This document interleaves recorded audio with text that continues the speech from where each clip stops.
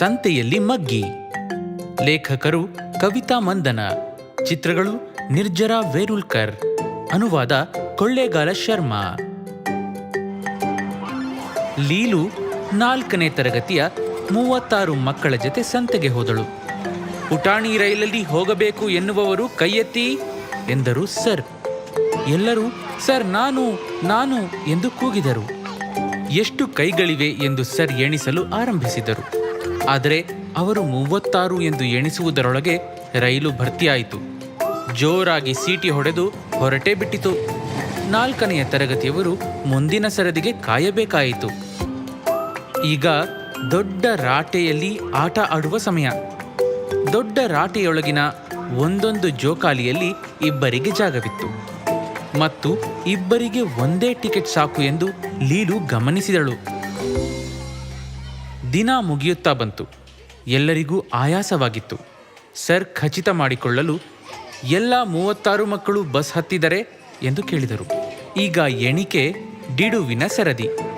ಬಸ್ಸಿನ ಪ್ರತಿ ಸಾಲಿನಲ್ಲಿ 4 ಸೀಟುಗಳು ಇರುವುದನ್ನು ಡಿಡು ಗಮನಿಸಿದಳು. ಹೀಗಾಗಿ 4 ಜೋರಾಗಿ ಎಣಿಸಿದಳು. 4, 8, 12, 16, 20, 24, 28, 32 ರವರೆಗೆ ಎಣಿಸಿ 36 ಹೇಳದೆ ನಿಲ್ಲಿಸಿಬಿಟ್ಟಳು. ಅಯ್ಯೋ ಸರ್, ಇಬ್ಬರು ಮಕ್ಕಳು ಕಾಣುತ್ತಿಲ್ಲ ಎಂದಳು. ಡ್ರೈವರ್, ಡಿಡು ಮತ್ತು ಸರ್ ಬಸ್ಸಿನಲ್ಲಿ ನಿದ್ದೆ ಮಾಡುತ್ತಿದ್ದ ಮಕ್ಕಳನ್ನೆಲ್ಲ ಮತ್ತೆ ಎಣಿಸುತ್ತಾ ಕಾಣೆಯಾದವರು ಯಾರು ಎಂದು ಚಿಂತಿಸಿದರು.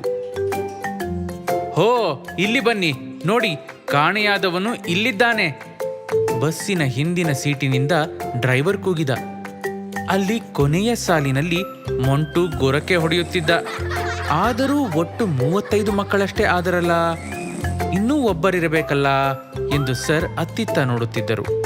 ಇನ್ನೇನು ಬೇರೆ ಕಡೆ ಹೋಗಿ ಹುಡುಕಬೇಕು ಎನ್ನುವಷ್ಟರಲ್ಲಿ ಹುಡುಕಾಟ ನಿಲ್ಲಿಸಿ ಬನ್ನಿ ಸರ್, ಅವಳು ಸಿಕ್ಕಿದಳು ಎಂದಳು. ಸರ್ ಕೋಪದಿಂದ ಯಾರದು ತುಂಟಿ ಎಂದು ಕೇಳಿದರು. ನಾನೇ ಸರ್, ನನ್ನನ್ನೇ ಲೆಕ್ಕ ಹಾಕಲು ಮರೆತಿದ್ದೆ ಎಂದಳು ಡಿಡು. ಅಂಕೆಗಳ ಆಟ. 2, 3 ಮತ್ತು 4ರಂತೆ ಲೆಕ್ಕ ಹಾಕಲು ಸಂತೆಗೆ ಹೋಗಬೇಕಿಲ್ಲ. ನಮ್ಮ ಸುತ್ತಲೂ ಇಂತಹ ಗುಂಪುಗಳು ಸಿಗುತ್ತವೆ. ನಿಮ್ಮ ತರಗತಿಯಲ್ಲಿನ ಕಾಲುಗಳ ಜೋಡಿಯನ್ನು ಎಣಿಸಿ